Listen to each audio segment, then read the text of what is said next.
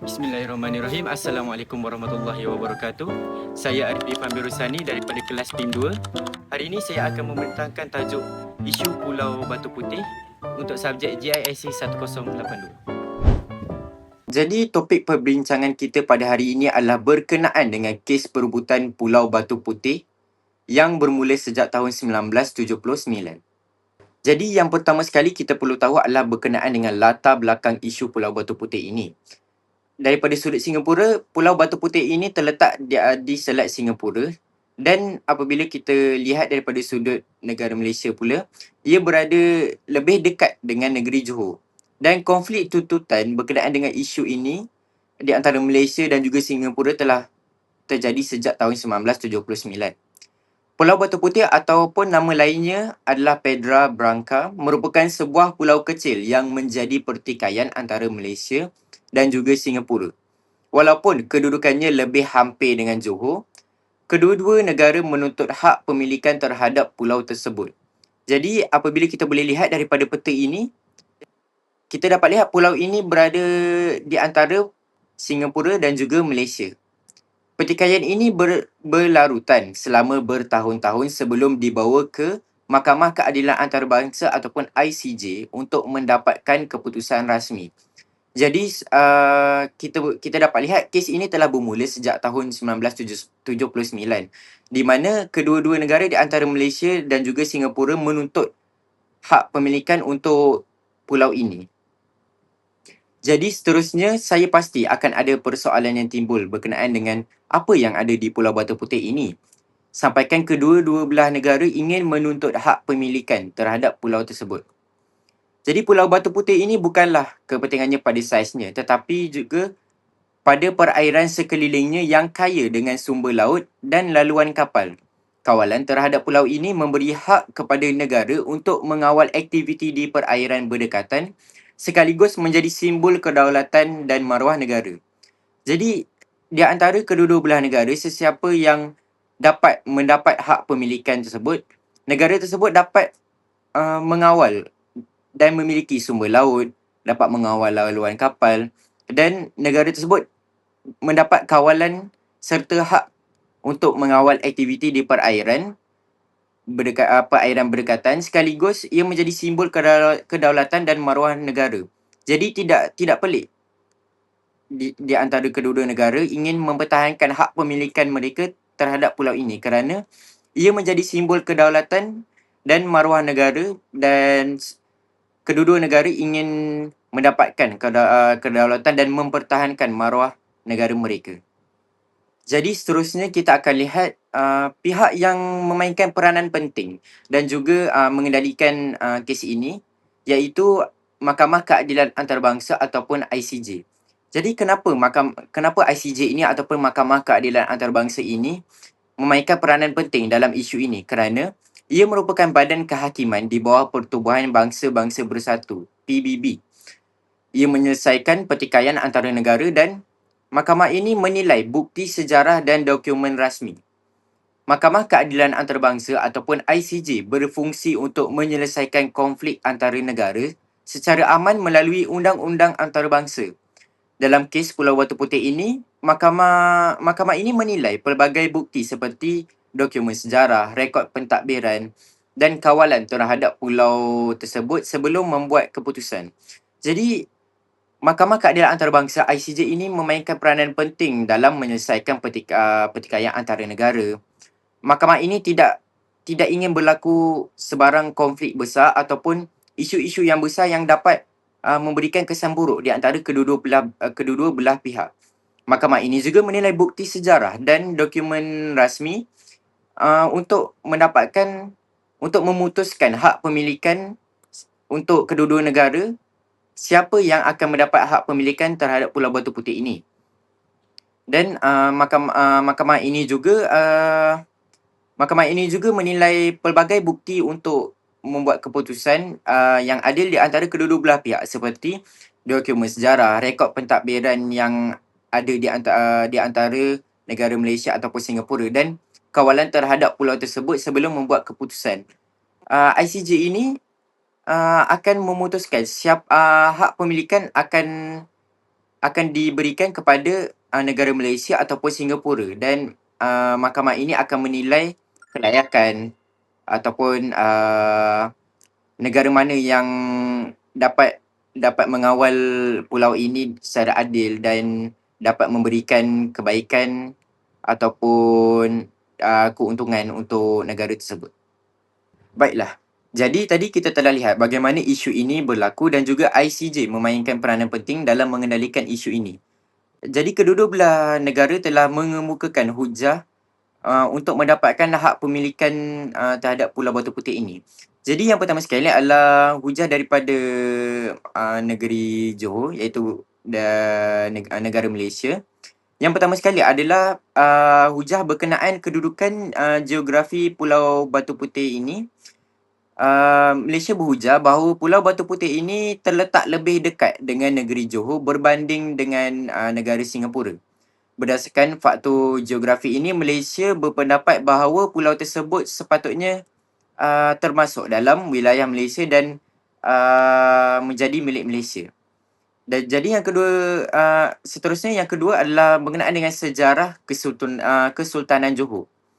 Malaysia juga menyatakan bahawa Pulau Batu Putih ini pada asalnya berada dalam kawasan pemerintahan Kesultanan Johor.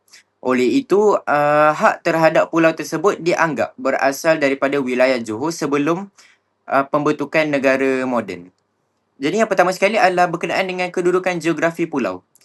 Pulau Batu Putih, negara Malaysia memberikan hujah berkenaan dengan Pulau Batu Putih ini lebih dekat dengan negeri Johor berbanding dengan negara Singapura.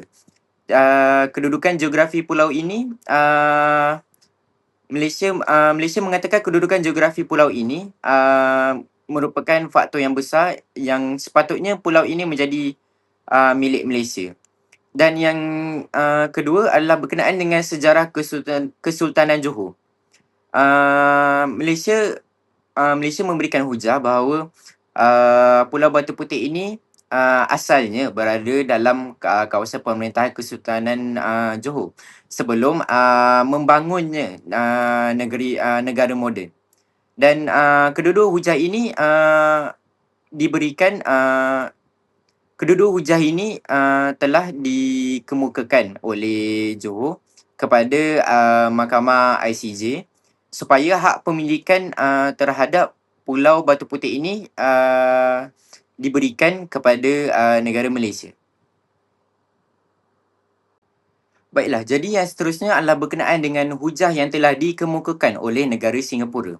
Yang pertama sekali adalah kawalan dan pentadbiran pulau. Singapura berhujah bahawa mereka telah menjalankan pelbagai aktiviti pentadbiran di Pulau Batu Putih sejak abad ke-19 lagi. Antaranya termasuk melakukan kerja penyelenggaraan, rondaan, keselamatan dan pengurusan kawalan kawasan pulau. Aktiviti ini menunjukkan bahawa Singapura mempunyai kawalan secara berterusan terhadap pulau tersebut. Yang kedua adalah berkenaan dengan pembinaan dan pengurusan mercusuar. Singapura membina mercusuar ataupun namanya adalah Houseburg Lighthouse pada tahun 1851 bagi membantu kapal yang melalui Selat Singapura. Sejak pembinaannya, pihak Singapura bertanggungjawab menyelenggara dan mengurus mercusuar tersebut. Perkara ini digunakan sebagai bukti bahawa mereka telah lama mengurus pulau tersebut secara rasmi. Jadi ini adalah hujah yang telah dikemukakan oleh negara Singapura dan negara Singapura telah berikan hujah ini kepada ICJ. Berkenaan dengan kawalan dan pentadbiran pulau. Jadi Singapura beranggapan mereka telah menjalankan pelbagai aktiviti pentadbiran di Pulau Batu Putih ini sejak abad ke-19 lagi. Berkenaan dengan penyelenggaraan, rondaan, keselamatan dan sebagainya. Jadi Singapura beranggapan mereka mempunyai hak pemilikan secara berterusan untuk mengawal Pulau Batu Putih ini. Jadi yang kedua adalah berkenaan dengan pembinaan dan pengurusan mercusuar. Ataupun namanya adalah Hausberg Lighthouse pada tahun 1851. Jadi Singapura telah membina mercusuar ini bagi membantu kapal yang melalui Selat Singapura untuk memudahkan urusan kapal-kapal yang melaluinya. Jadi perkara ini digunakan sebagai bukti bahawa mereka telah lama mengurus pulau ini dan hak pemilikan sepatutnya diberikan kepada negara Singapura. Baiklah, jadi apabila kedua-dua negara telah mengemukakan hujah kepada ICJ, jadi keputusan telah dibuat oleh ICJ berkenaan dengan kes Pulau Batu Putih ini. Berkenaan dengan hak pemilikan Pulau Batu Putih ini patut diberikan kepada negara Singapura ataupun Malaysia. Jadi ICJ telah membuat keputusan bahawa Pulau Batu Putih ini telah diberikan hak pemilikannya kepada Singapura. Tetapi Middle Rocks telah diberikan kepada Malaysia, dan South Ledge telah diberikan bergantung kepada sepadan perairan. Pada tahun 2008, ICJ memutuskan bahawa Pulau Batu Putih ini adalah hak milik Singapura berdasarkan bukti pentadbiran yang dikemukakan. Walau bagaimanapun, kawasan Middle Rocks diberikan kepada Malaysia, manakala South Ledge ditentukan berdasarkan sepadan perairan antara kedua-dua negara. Jadi inilah keputusan ICJ yang telah dikemukakan dan telah diberikan berkenaan dengan kes Pulau Batu Putih ini, iaitu hak pemilikan Pulau Batu Putih diberikan kepada Singapura. Tetapi tidak sepenuhnya kawasan sekeliling Pulau Batu Putih ini diberikan kepada Singapura. Kawasan Middle Rocks diberikan hak pemilikannya kepada Malaysia. Manakala kawasan South Ledge bergantung kepada sempadan perairan antara kedua-dua belah negara. Baiklah, saya pasti akan ada persoalan yang timbul berkenaan dengan kenapa Pulau Batu Putih ini hak pemilikannya diberikan kepada Singapura. Kerana pada pendapat saya, hujah yang dikemukakan oleh negara Malaysia adalah lebih efektif dan lebih kukuh. Sepatutnya hak pemilikan Pulau Batu Putih ini diberikan kepada negara Malaysia. Ini kerana berkenaan dengan surat tahun 1953. Ini adalah turning point untuk kemenangan Singapura dalam mendapatkan hak pemilikan terhadap Pulau Batu Putih ini. Jadi pada tahun 1953, Setiausaha Kerajaan Negeri Johor menghantar satu surat kepada pihak Singapura yang menyatakan bahawa Kerajaan Johor tidak menuntut pemilikan Pulau Batu Putih.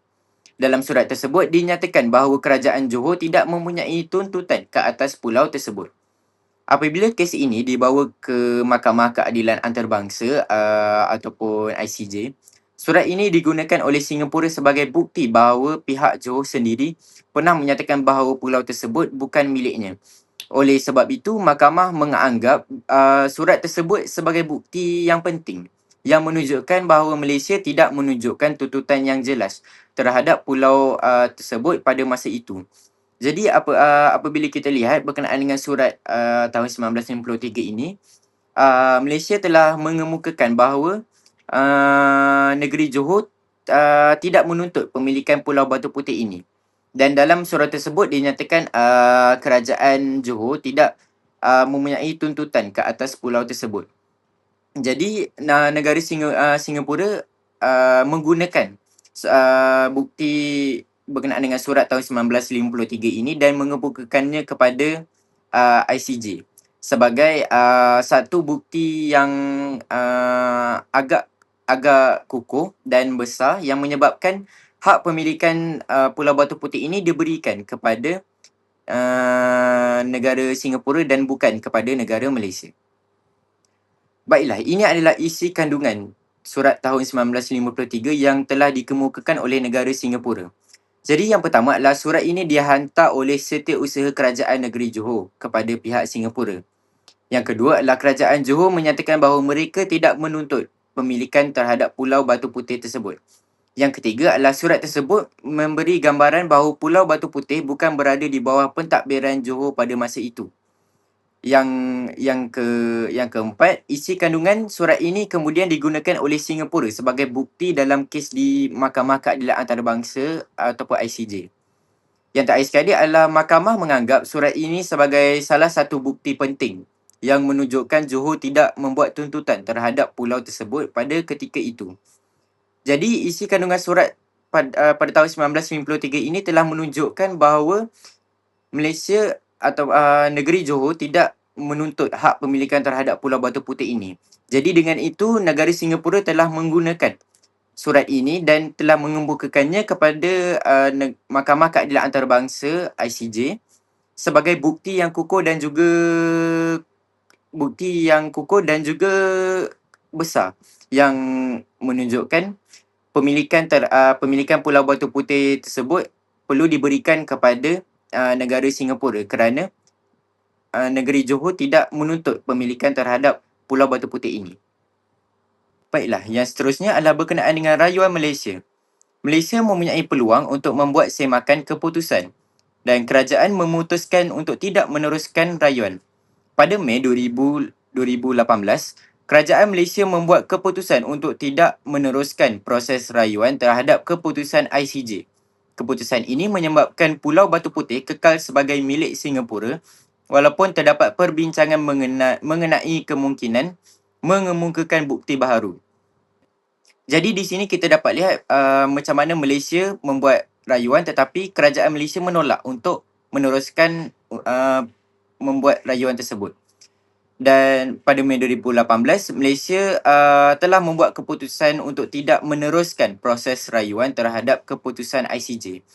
Dan keputusan ICJ mengenai pemilikan Pulau Batu Putih diberikan kepada negara Singapura kekal dan walaupun terdapat perbincangan mengenai kemungkinan mengemukakan bukti baharu. Baiklah, ini adalah sejarah tuntutan dan kawalan yang telah saya ringkaskan dan saya akan terangkan dengan mudah. Jadi yang pertama sekali adalah pada abad ke-19 iaitu Singapura membina mercusuar di pulau untuk tujuan navigasi kapal. Dan ini menunjukkan pengurusan aktif Singapura terhadap pulau walaupun pulau kecil dan tidak berpenghuni. Seterusnya adalah pada tahun 1953 sehingga 1970-an. Iaitu pulau ini dikawal dan dipantau oleh Singapura melalui aktiviti navigasi dan keselamatan laut. Seterusnya, Malaysia mula menunjukkan minat terhadap hak wilayah kerana kedudukannya lebih dekat dengan Johor. Seterusnya pada tahun 1979, iaitu Malaysia mula menuntut Pulau Batu Putih secara rasmi. Dan tuntutan ini dibuat kerana Malaysia berpendapat pulau tersebut berada dalam perairan dan wilayahnya. Kita bergerak pula pada tahun 1980-an sehingga 1990-an. Berlaku pertikaian diplomatik antara Malaysia dan Singapura. Kedua-dua negara mengemukakan bukti sejarah dan dokumen rasmi untuk menyokong tuntutan masing-masing. Seterusnya adalah pada tahun 2003 iaitu Malaysia dan Singapura bersetuju membawa kes ke Mahkamah Keadilan Antarabangsa iaitu ICJ. Ini untuk mendapatkan keputusan yang sah dari segi undang-undang antarabangsa dan mengelakkan konflik lebih besar ataupun kesan buruk yang mungkin akan berlaku di antara negara Singapura dan juga Malaysia. Dan pada tahun 2008, ICJ memutuskan bahawa hak pemilikan Pulau Batu Putih diberikan kepada Singapura. Tetapi tidak sepenuhnya kawasan Pulau Batu Putih diberikan hak pemilikannya kepada Singapura. Hak pemilikan untuk kawasan Middle Rocks diberikan kepada Malaysia. Manakala South Ledge berdasarkan sepadan perairan. Keputusan ini berdasarkan bukti pengurusan dan pentadbiran pulau dan oleh Singapura. Dan akhir sekali pada tahun 2018, Malaysia membuat keputusan untuk tidak merayu dan muktamad untuk keputusan ICJ. Baiklah, seterusnya kita masuk pula kepada implikasi isu berdasarkan keputusan ICJ bahawa pemilikan Pulau Batu Putih telah diberikan sepenuhnya kepada negara Singapura. Yang pertama berkaitan dengan kedaulatan wilayah negara. Yang kedua menimbulkan perdebatan dalam kalangan rakyat. Yang ketiga, memberi kesan kepada hubungan Malaysia dan juga Singapura. Isu ini menjadi perhatian ramai kerana ia melibatkan sempadan dan kedaulatan negara. Ramai pihak memberikan pandangan berbeza tentang keputusan yang dibuat dan kepentingan mempertahankan hak wilayah negara. Ini berkenaan dengan maruah negara dan juga kedaulatan negara. Dalam kalangan rakyat berlaku perdebatan berkenaan dengan negara Malaysia sepatutnya mempertahankan hak wilayah negaranya dan juga mendapatkan kedaulatan serta mempertahankan maruah negara supaya negara kita tidak dipandang remeh ataupun dipandang serong oleh negara-negara lain. Baiklah, ini adalah kesimpulan daripada isu Pulau Batu Putih yang telah saya terangkan tadi. Yang boleh saya konklusikan adalah berkenaan dengan isu Pulau Batu Putih menunjukkan kepentingan bukti sejarah dan pentadbiran dalam membentuk hak pemilikan wilayah. Mahkamah membuat keputusan berdasarkan dokumen rasmi, rekod pentadbiran dan bukti sejarah yang dikemukakan oleh kedua-dua negara. Ini menunjukkan bukti sejarah dan pentadbiran adalah amat penting untuk menentukan hak pemilikan sesebuah wilayah, sama ada negara Malaysia ataupun negara Singapura ataupun apa-apa negara sahaja. Mahkamah telah berlaku adil dengan membuat keputusan dan menyemak dokumen rasmi, rekod pentadbiran dan bukti sejarah yang dapat dikemukakan oleh kedua-dua negara. Seterusnya, walaupun pulau tersebut kecil dan tidak berpenghuni, ia mempunyai kepentingan strategik yang besar. Kedudukannya di Selat Singapura menjadikannya penting dari segi laluan perdagangan, keselamatan maritim dan kawalan perairan.